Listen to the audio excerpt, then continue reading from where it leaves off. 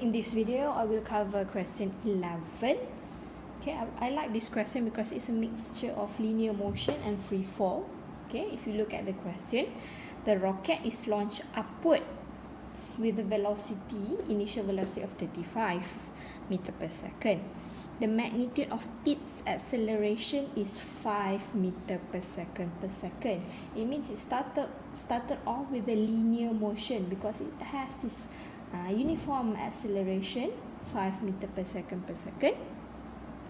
But suddenly the engine breaks down at height after it traveled 20 kilometer in a linear motion. It breaks down, therefore it does not accelerate with a equals to 5 anymore from this point.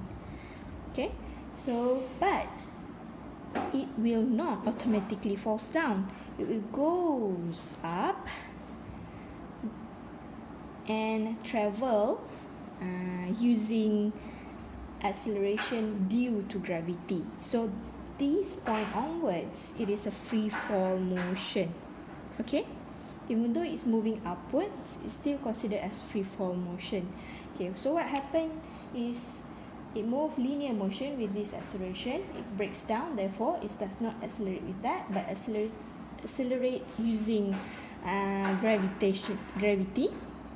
Okay, travel until it reaches its maximum point that it can reach, and then it goes back down.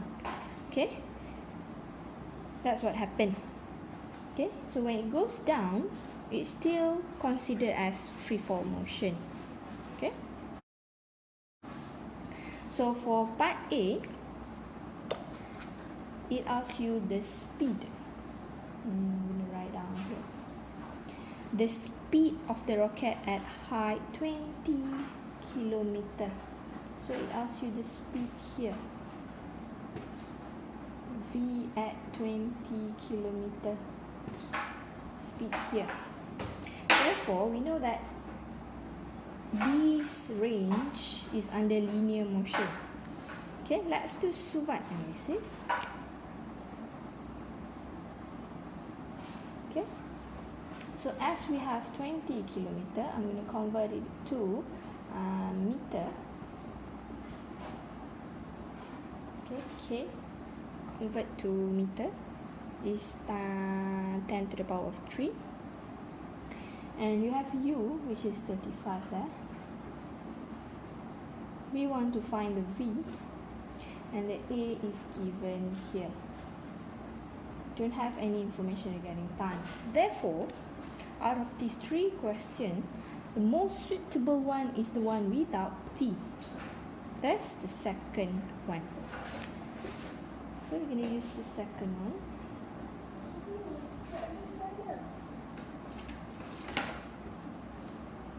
Okay, V we want to find.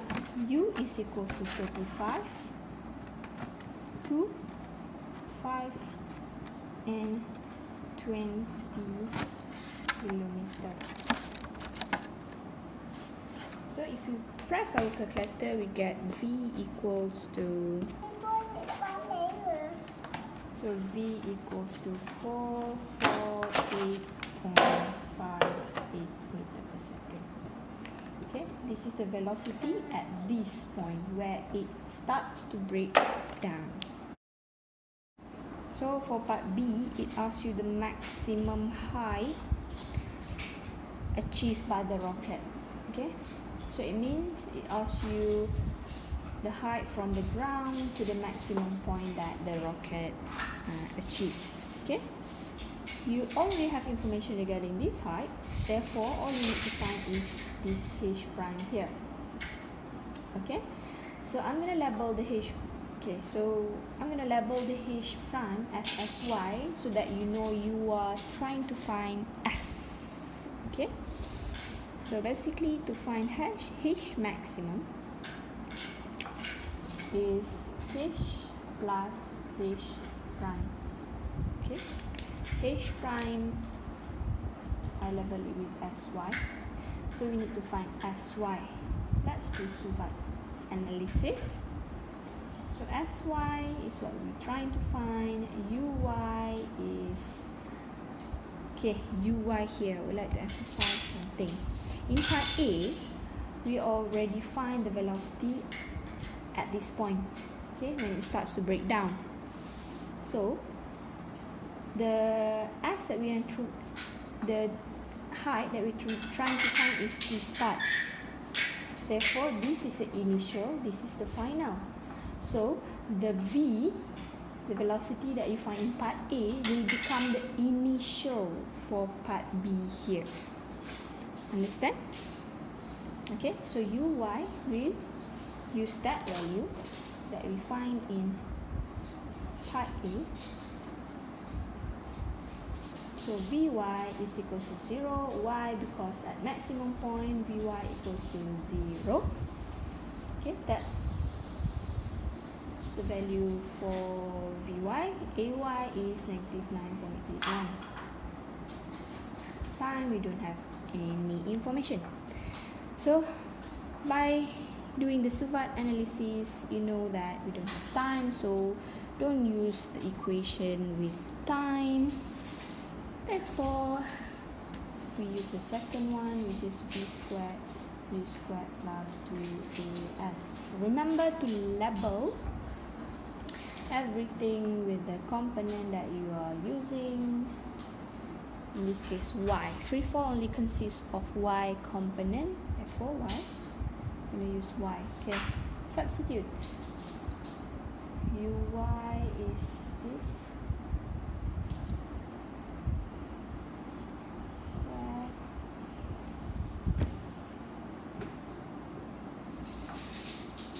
Sy. Therefore, the value of sy is 10256.07.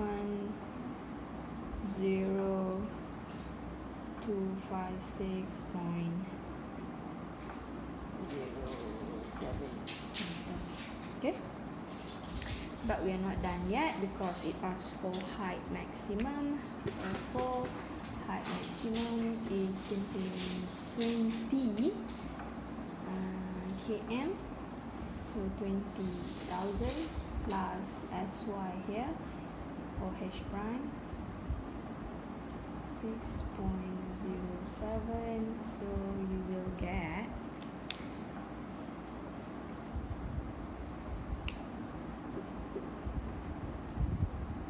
30256.07 meter, or you can write it down as 30.26 kilometer. Okay. So for part C, it asks you the time of flight. It simply means the time from it launch and then up to the maximum point and then go back down to the ground. So the time of flight for the rocket. Okay, in order to do so, okay, you cannot find the time from here to here.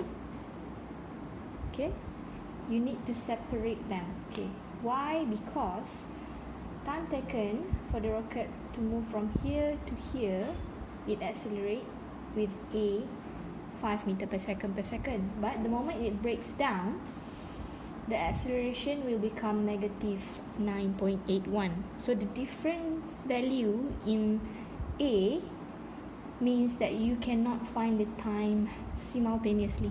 Okay, you need to do it separately. So I'm going to find the first time.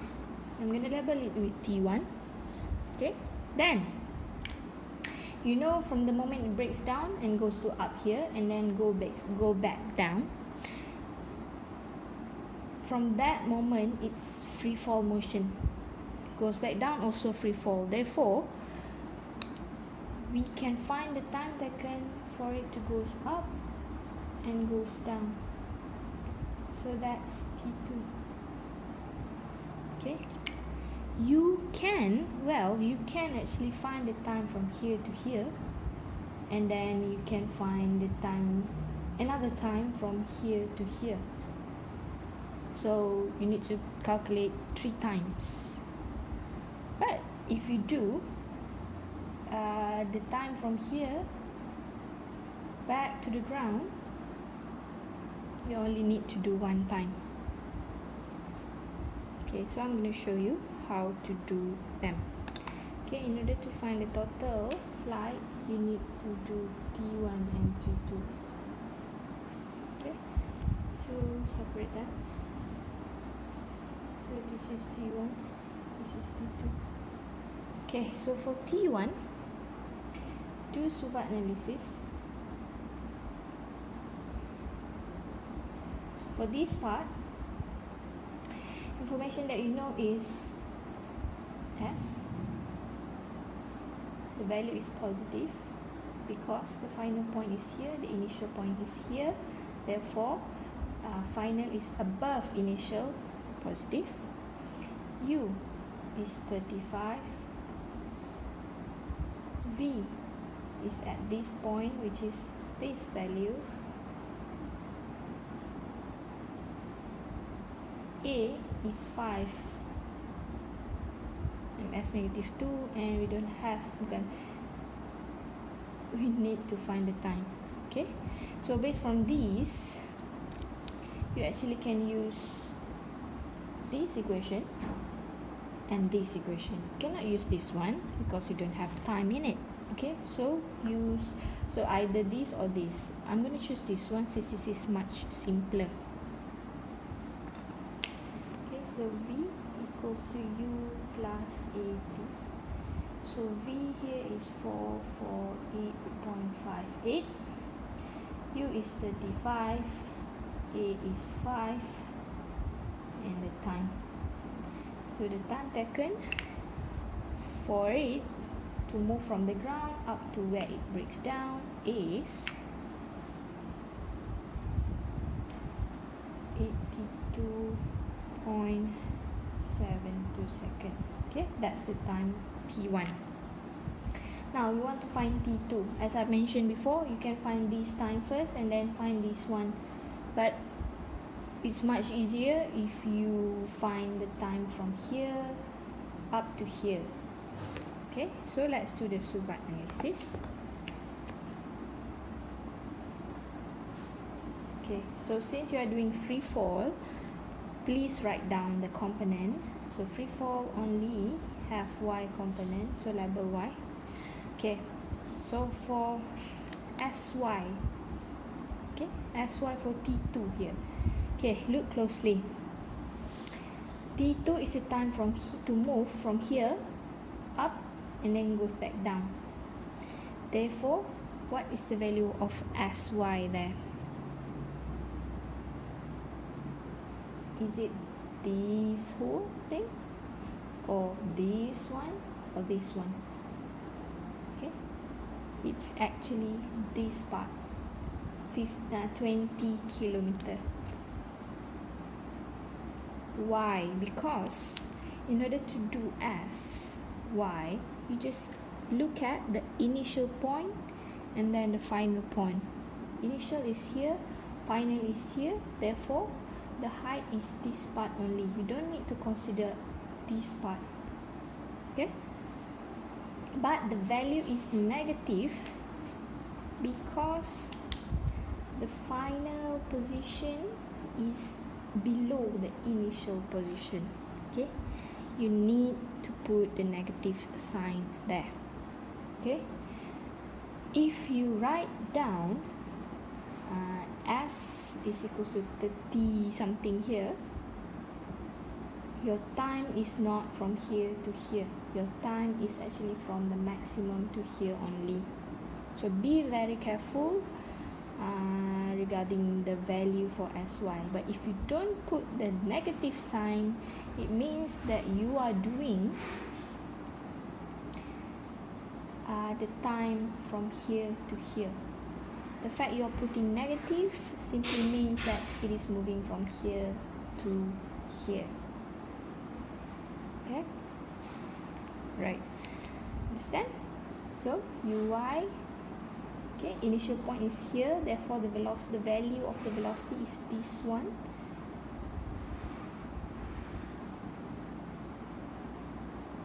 So Vy is here. We don't have any information regarding Vy. Ay is negative 9.81. Okay, time is what we need to find. Okay, so choose the most appropriate equation. Obviously the one without V, therefore the third one. Okay, so S equals to ut plus half at squared. So please label the y component. Okay, next substitute 20 kilometer. So uy is 448.58 t, and then plus half, write downwards here, half t squared. Okay, so substitute the value, you will get t equals to, okay, you get 124.27 second, and the other value is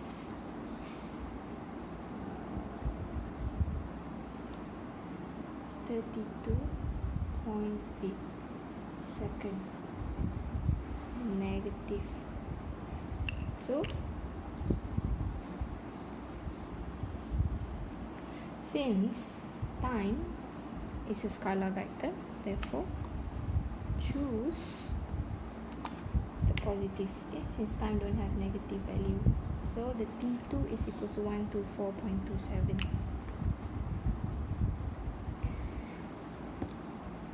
Therefore, the time of flight, you add up T1 and T2. T2 is 124.27 equals to, you get 206.99 seconds. Okay.